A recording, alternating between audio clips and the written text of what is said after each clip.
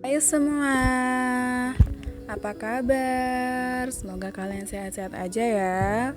Kembali lagi bersama kami di PMY Podcast Mahasiswa Unjaya. Bagi Anda yang baru pertama kali mendengarkan, kami ucapkan selamat datang. Perkenalkan, kami dari kelompok 11. Nama saya Rere Anggreni dengan NPM 212205080. Dan ini rekan saya. Saya Windy Anjani dengan NPM 212205109. Nah, pada podcast kali ini kita akan menyampaikan informasi yang sedang ramai dibincangkan di kalangan masyarakat. Di sini kami akan membahas sedikit dampak perpanjangan PPKM bagi masyarakat yang sedang terjadi di negara kita sendiri, yaitu di Indonesia. Sebelum membahas lebih lanjut tentang PPKM, kita harus tahu dulu nih, apa sih sebenarnya COVID-19? Apa sih COVID-19 itu? Apa ya?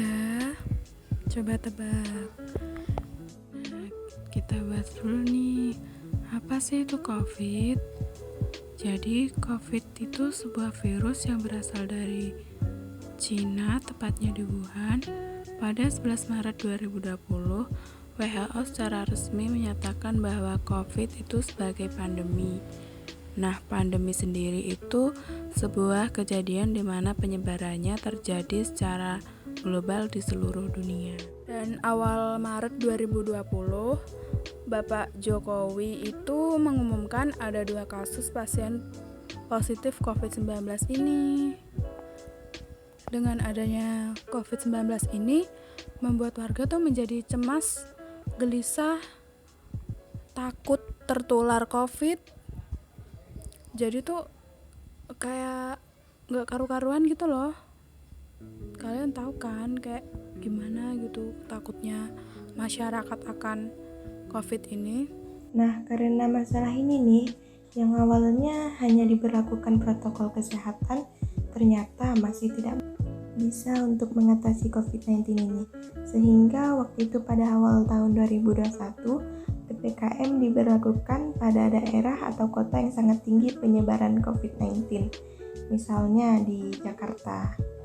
Untuk PPKM sendiri ialah kepanjangan dari pemberlakuan pembatasan kegiatan masyarakat, yang sebelum PPKM ini ada juga sebutan lain yang juga diperkenalkan pemerintah sejak awal pandemi COVID-19, yaitu PSBB dan PPKM Mikro. Aturan pembatasan sosial berskala besar atau PSBB waktu itu mulai diberlakukan tanggal 17 April tahun 2020. Nah, karena dilihat dari perkembangan COVID di masyarakat masih juga tinggi, PPKM diperpanjang lagi hingga tanggal 8 Februari tahun 2021. Contoh PPKM yang sudah diterapkan yaitu pembatasan kegiatan masyarakat. Untuk pedagang-pedagang malam itu udah nggak boleh gitu loh, cuma boleh sampai pukul 8 malam. Terus nanti ada patroli dari petugas kepolisian. Dilihat tuh ini udah pada tertib atau belum gitu. Lampu-lampu di pinggir jalan pun sudah dimatikan, jadi tuh kok jalanan sepi, gelap gitu. Wisata-wisata itu ditutup seharusnya itu pukul 5 sore, jadi ya harus 5 sore udah tutup, gak boleh melebihi gitu. Misal kayak jam 6 gitu udah gak boleh. Terus buka juga sesuai yang ditentukan oleh pemerintah. Nah, dari contoh tersebut pasti ada nih dampak positif dan negatifnya.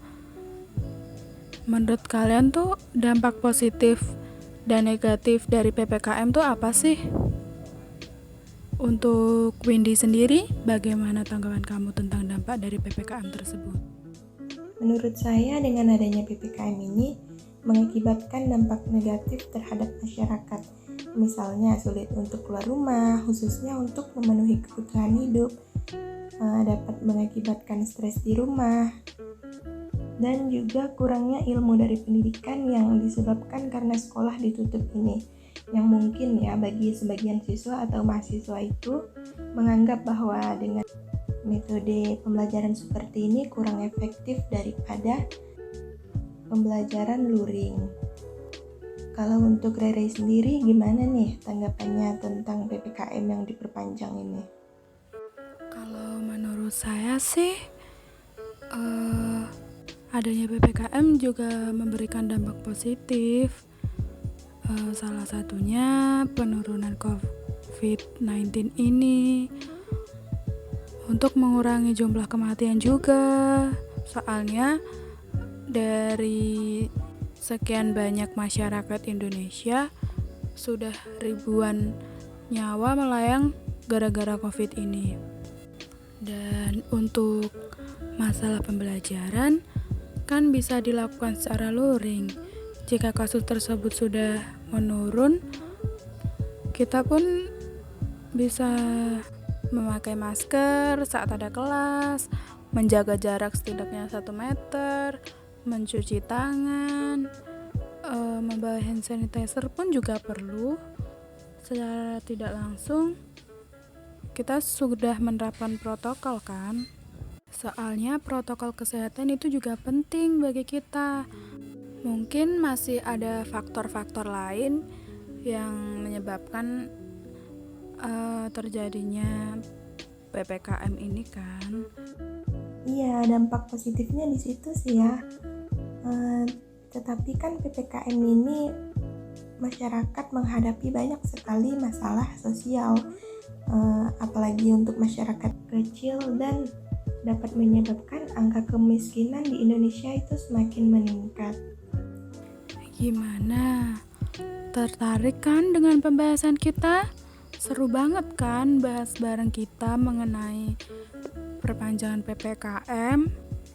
Jangan lupa untuk memilih penyedia layanan yang terpercaya untuk info mengenai PPKM dan COVID-19 ya. Soalnya sekarang ini banyak banget berita hoax. Semoga kita sehat selalu dan bisa berjumpa lagi. Dan jangan lupa follow dan pantengin Instagram kita. Semoga podcast kali ini dapat bermanfaat ya, khususnya untuk yang menonton podcast ini. Saatnya kami pamit undur diri. Sampai bertemu di PMY Podcast episode selanjutnya. Bye.